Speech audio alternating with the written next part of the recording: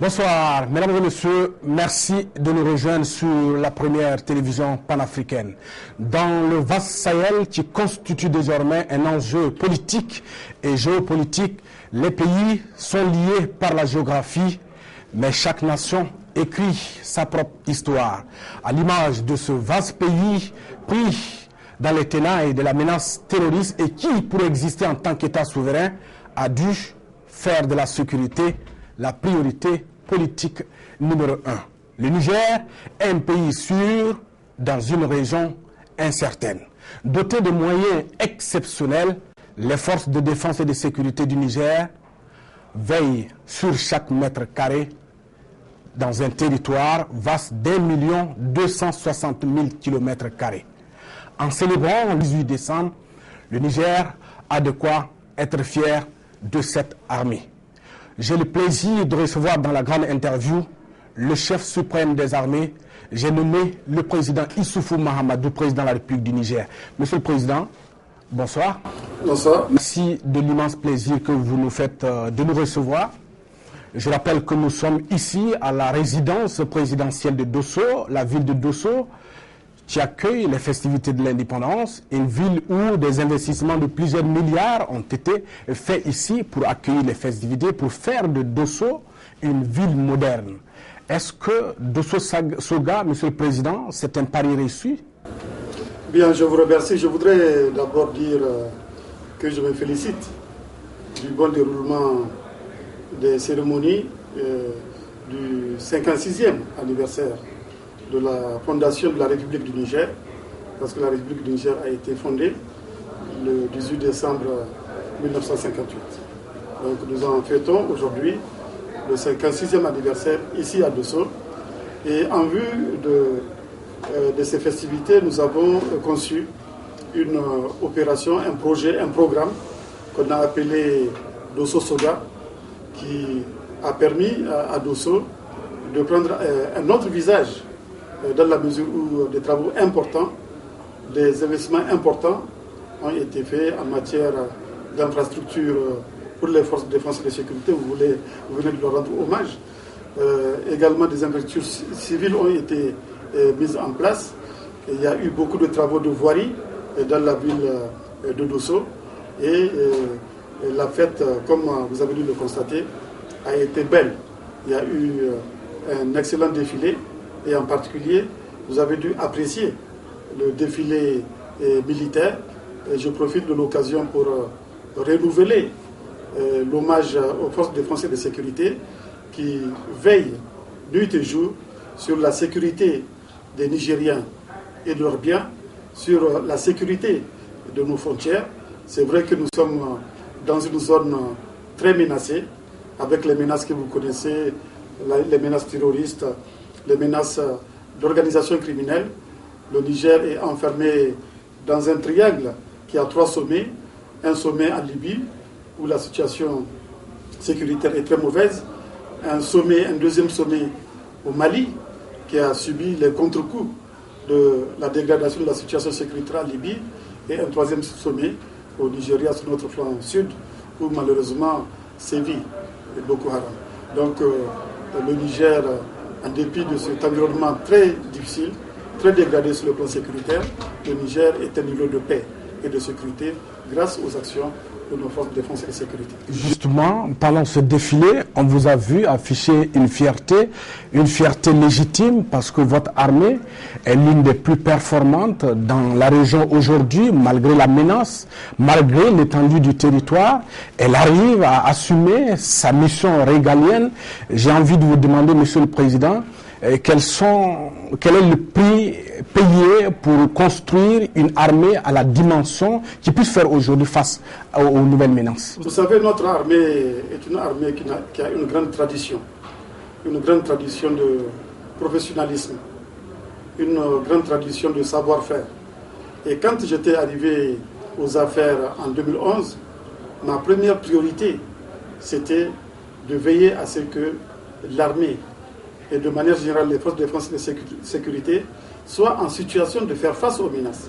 Parce que si vous lisez mon programme, vous verrez que nous avons diagnostiqué très tôt les menaces qui sont présentes au Sahel, menaces terroristes, je l'ai dit, menaces des organisations criminelles, mais aussi les menaces liées aux revendications identitaires. Vous avez vu les méfaits que ça a fait au Mali. Et donc très tôt, nous avons considéré que la priorité des priorités, c'est la sécurité. Et nous nous sommes attelés à créer les conditions pour que les forces de défense et de sécurité soient en l'état de répondre à leur mission de sécurité. Qu'est-ce que nous avons fait? Ce que nous avons fait, nous avons créé les conditions pour former les éléments de forces de défense et de sécurité, pour les entraîner, mais surtout aussi pour les équiper. Nous avons accru beaucoup l'équipement pour les forces terrestres et également pour les forces aériennes. Vous avez vu les avions de combat dans le défilé ce matin. Le secret, c'est ça, c'est la formation, l'entraînement et l'équipement des forces de défense et de sécurité. Nous avons pris très tôt les dispositions pour d'abord renforcer les capacités de renseignement et ensuite pour renforcer les capacités opérationnelles des forces de défense et de sécurité. C'est ça le secret de notre réussite, c'est ça le secret de la réussite des forces de défense et de sécurité du Niger. La menace est réelle, Monsieur le Président. Vous avez cité le cas nigérien. Dans l'extrême est, dans la région de Difa, à la limite, il existe un État terroriste dirigé par Boko Haram à la porte du Niger, qui impose ses lois. Et dans le sud libyen, au nord du Niger, et au Mali également, la menace est là. J'ai envie de vous demander, Monsieur le Président, pendant combien de temps le Niger tiendra-t-il encore la dragée haute face à l'ennemi qui tape à la porte? Le Niger tiendra aussi longtemps qu'existeront les menaces. Et quelle que soit la durée, ma conviction, c'est que le terrorisme sera vaincu. C'est ma conviction. On connaîtra des épreuves. Mais en fin de compte, nous serons les vainqueurs. Nous vaincrons en fin de compte. Et nous prendrons toutes les dispositions pour y arriver.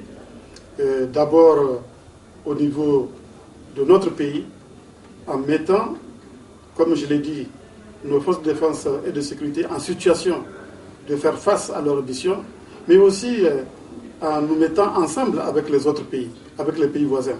Avec le Mali, c'est déjà en cours. Nous mutualisons nos moyens avec le Mali, avec le Nigeria, c'est également en cours, non seulement avec ce pays, mais avec l'ensemble des pays du bassin du lac Tchad. Vous savez que nous avons décidé depuis longtemps de mettre en place une force multinationale qui comprend les armées du Tchad, du Niger, du Nigeria et du Cameroun.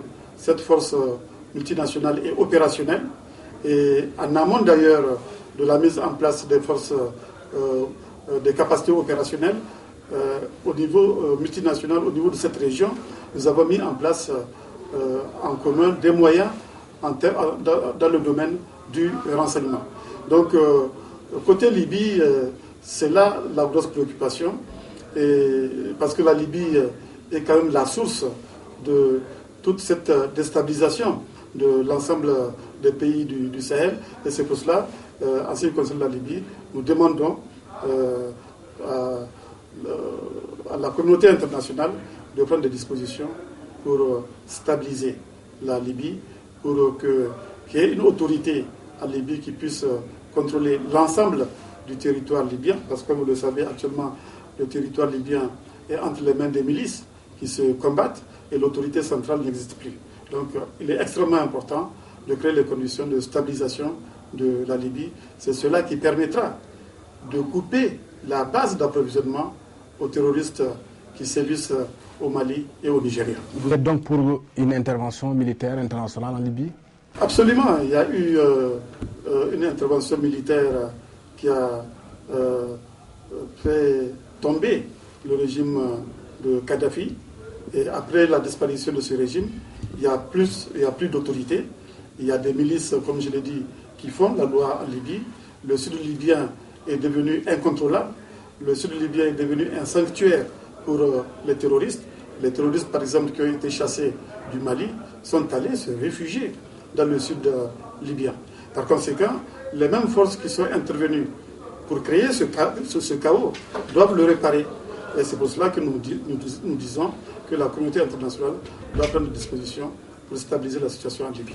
L'afflux massif des populations de ces zones-là, je parle du Nigeria, du Mali et de la Libye, impose une autre menace d'un autre type au Niger. Comment faire pour éviter l'infiltration de ces groupes djihadistes? Parce que lorsqu'on regarde dans ces régions, c'est les mêmes peuples, c'est les mêmes cultures. Et comment faire pour juguler la tentation de la jeunesse nigérienne à rejoindre ces groupes mafieux? C'est vrai qu'il y a un afflux massif de réfugiés. Il fut un temps où c'était principalement du Mali que les réfugiés venaient. Mais aujourd'hui, nous avons un afflux important de réfugiés venant du Nigeria. Vous l'avez dit, le nord du Nigeria a une longue frontière avec le Niger.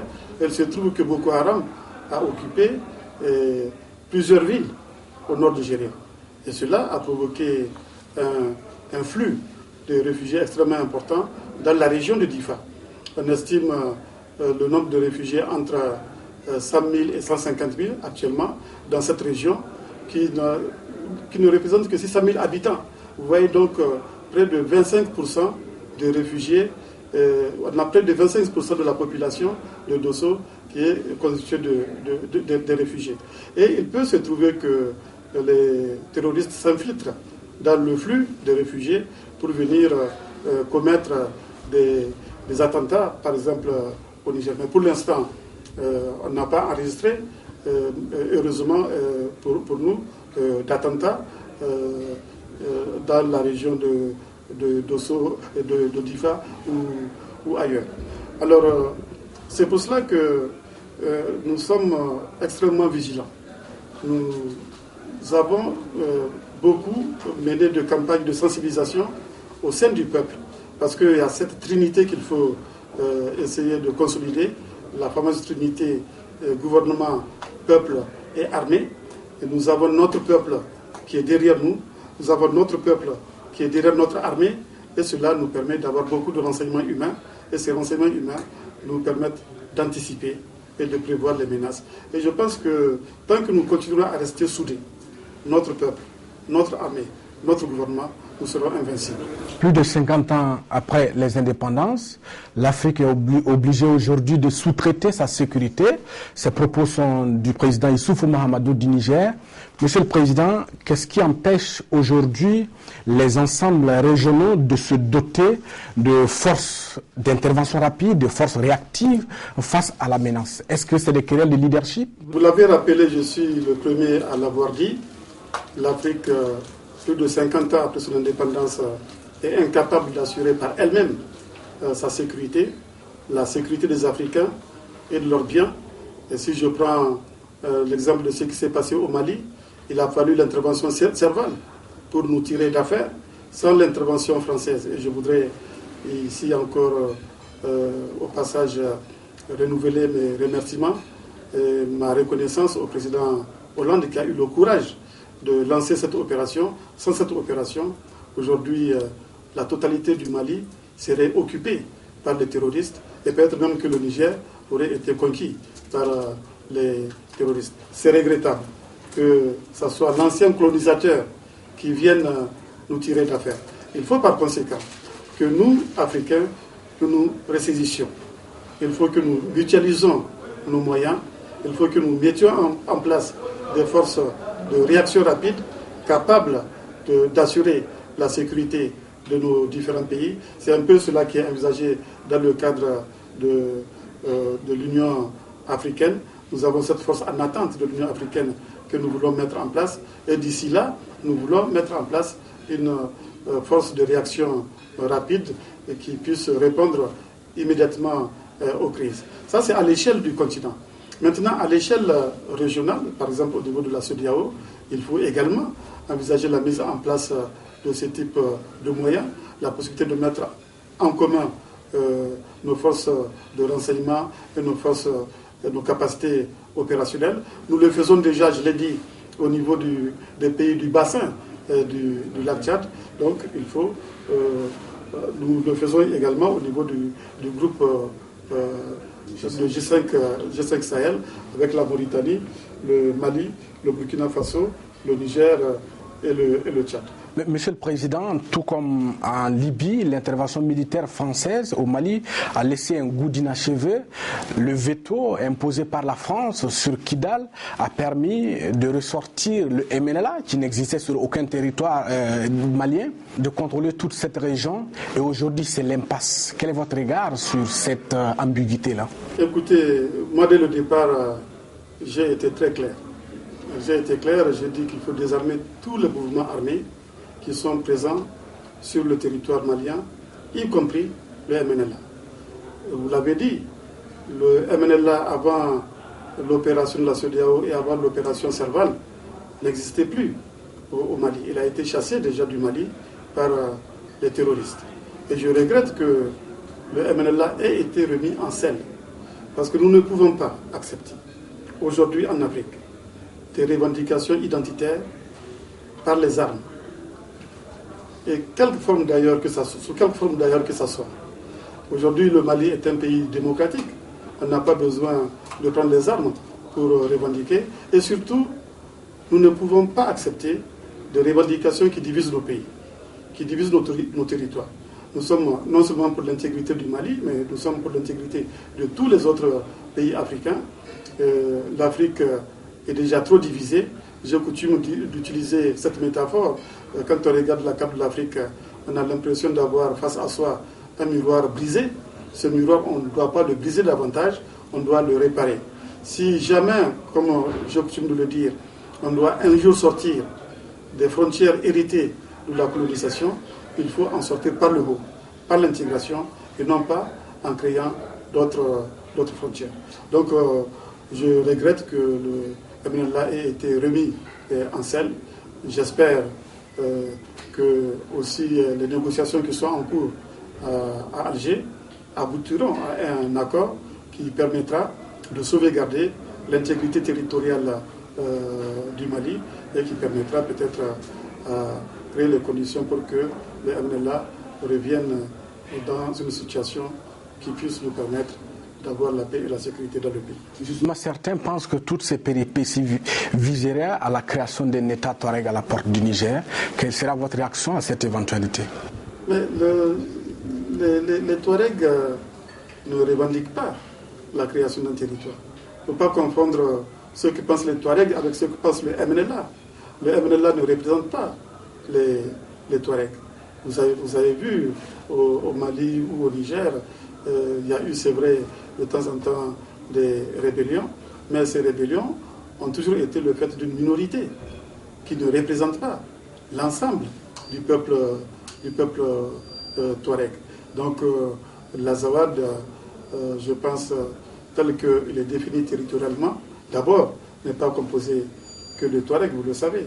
Il y a des Soraïs, il y a des Arabes, il y a des Peuls, et je le répète encore une fois, le MNLA ne représente pas les Touaregs maliens. Récemment, vous avez réussi en tout cas une prouesse en obtenant la libération de l'ex-otage Serge Lazarevic qui a fait 3 ans dans les mains de ses ravisseurs.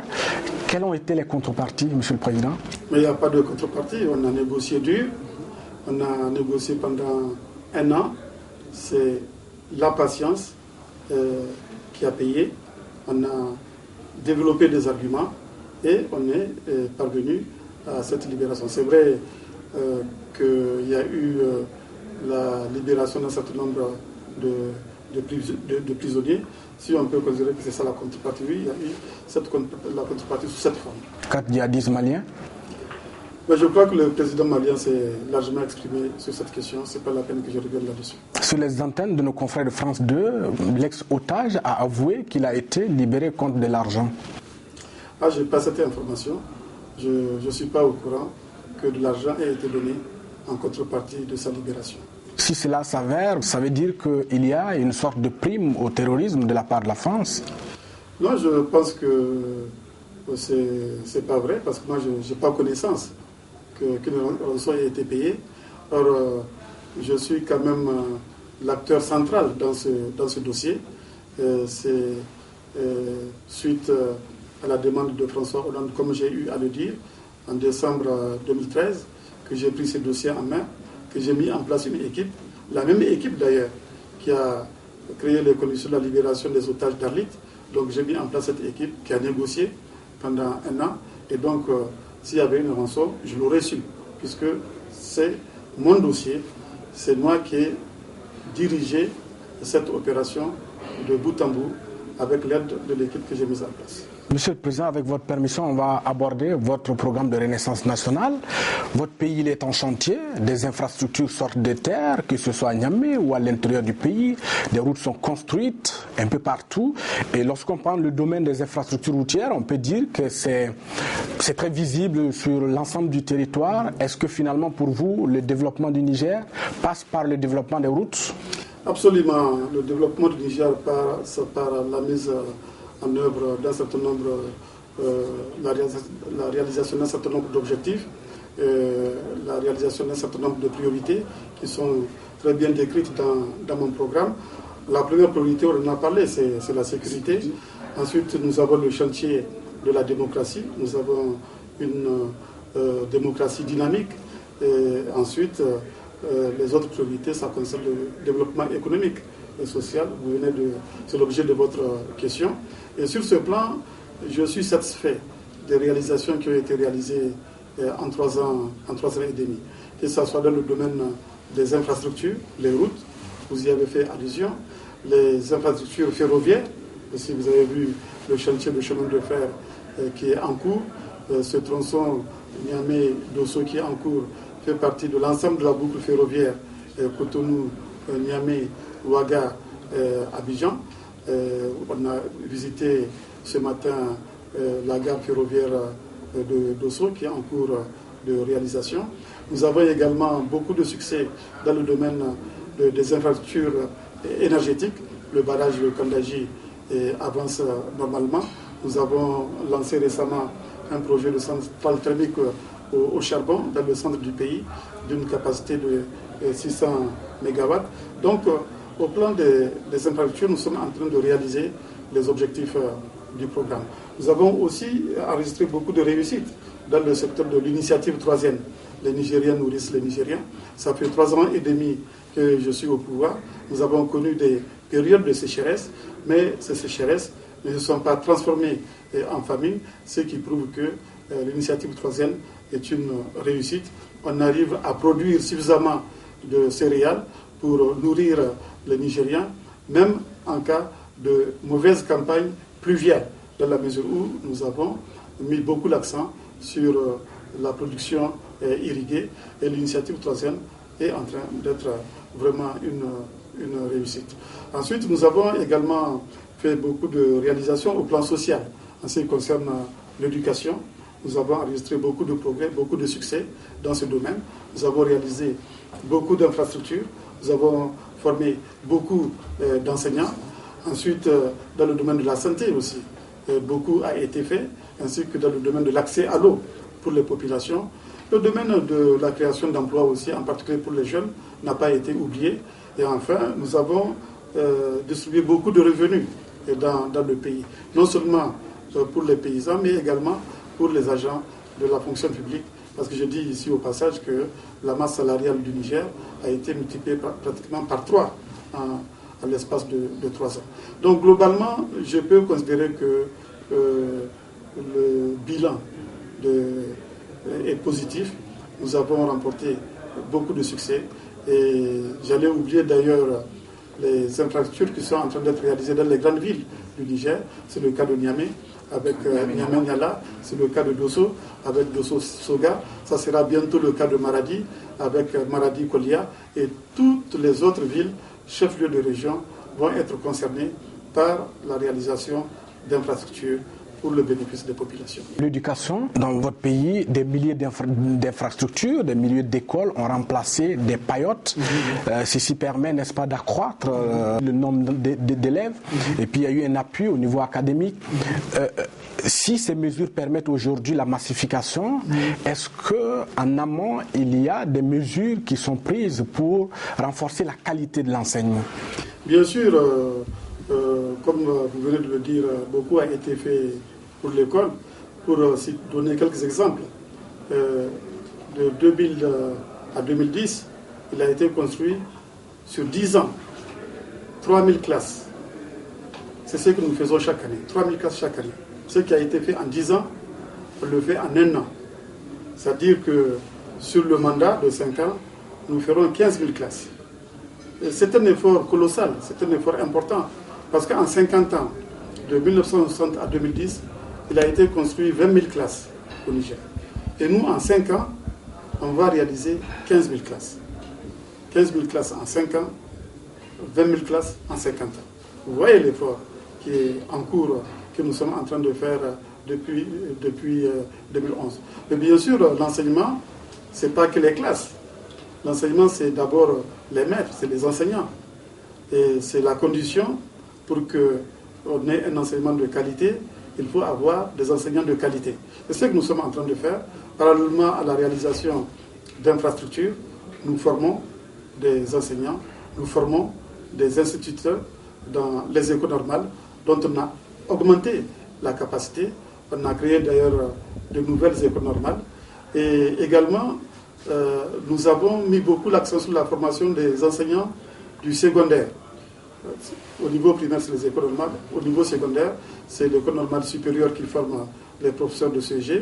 Et nous sommes en train de rattraper le retard que nous avons enregistré de 2000 à 2010. Parce que de 2000 à 2010, la formation d'enseignants du CG a été arrêtée. Donc nous sommes en train de faire bouchée double pour former ces enseignants. Donc la qualité de l'enseignement passe par la qualité des enseignants, des ressources humaines chargées de la formation de nos enfants. Ça passe aussi par un programme d'enseignement qui est adapté aux réalités du Niger et le programme est en train d'être révisé. Nous mettons également beaucoup l'accent sur l'alphabétisation des adultes dans le pays et sur l'enseignement de la langue nationale également. Monsieur le Président, vous avez parlé plus haut de la démocratie et lorsqu'on regarde votre parcours avant d'être président de la République, vous avez mené pendant 2 décennies une lutte pour la démocratie sans jamais renier vos convictions. Tout le monde peut le témoigner. Mais lorsqu'on regarde aujourd'hui l'ancien président de l'Assemblée nationale du Niger, la deuxième personnalité qui est en exil en France pour des raisons de justice, est-ce que c'est une bonne image pour la démocratie au Niger? Non mais écoutez, vous avez dit qu'il a quitté le pays pour des raisons de justice. Mais la démocratie, la République, c'est la séparation des pouvoirs.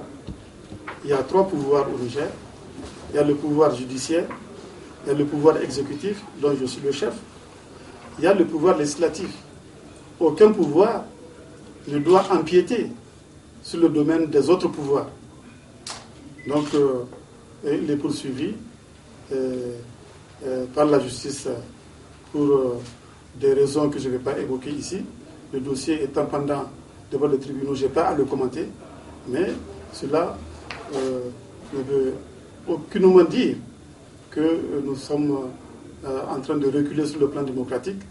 La démocratie au Niger est une réalité.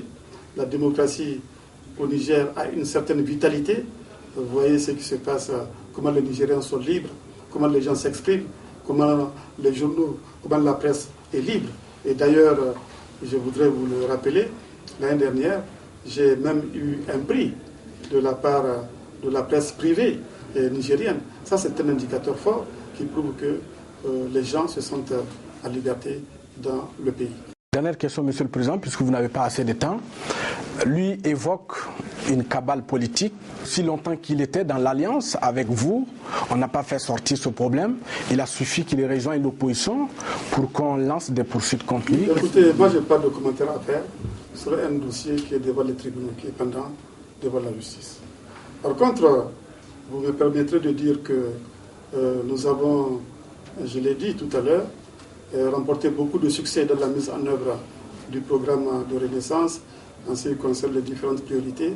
Il y a un domaine sur lequel je souhaite qu'on mette davantage l'accent dans l'avenir, sur lequel j'ai demandé au gouvernement de mettre davantage l'accent, c'est le domaine culturel. Parce que vous savez, quand on regarde l'expérience des pays développés, à chaque stade de développement, il a fallu un support culturel pour porter les différents changements qui ont été opérés au plan économique. Quand vous prenez les différentes révolutions, la première révolution industrielle, la deuxième révolution industrielle, la troisième, toutes ces révolutions ont été portées par une superstructure culturelle, par un socle culturel. Or, nous, aujourd'hui, au Niger, l'ambition que nous avons n'est pas suffisamment portée par un socle culturel qui puisse permettre d'amplifier les actions qui sont actuellement en cours dans le pays. Et c'est pour cela, vous avez dû l'entendre dans mon message à la nation hier, j'ai demandé au gouvernement de s'attaquer au chantier de la renaissance culturelle du Niger. C'est cette renaissance culturelle qui nous permettra d'amplifier les actions qui sont en cours actuellement dans le pays. Votre peuple, celui du Niger, vous suit en ce moment et l'Afrique vous regarde. Qu'est-ce qui vous tient à cœur, Monsieur le Président, et que vous avez envie de dire pour finir cette émission? Ce qui me tient à cœur, c'est toujours faire progresser mon pays, faire progresser le peuple nigérien. Mais au-delà du Niger, ce que je souhaite, c'est le progrès de l'ensemble de notre continent. C'est pour cela que je souhaite que la démocratie, que les valeurs démocratiques se renforcent dans tous les pays, parce que la démocratie, c'est une condition du développement. C'est pour cela que je souhaite aussi qu'on soit capable d'assurer la sécurité de nos pays et la sécurité du continent, parce que sans sécurité, aucun développement n'est possible. Et comme vous le savez, mon objectif, c'est de promouvoir les 3D, ce que j'appelle les 3D, la défense, la démocratie et le développement. C'est ça que je souhaite à mon pays, c'est ça que je souhaite à l'Afrique. Monsieur le Président, merci de nous avoir reçus. Mesdames et messieurs, ainsi prend fin cette émission. Merci à vous de l'avoir suivi. Très bonne suite de programmes sur la première chaîne panafricaine.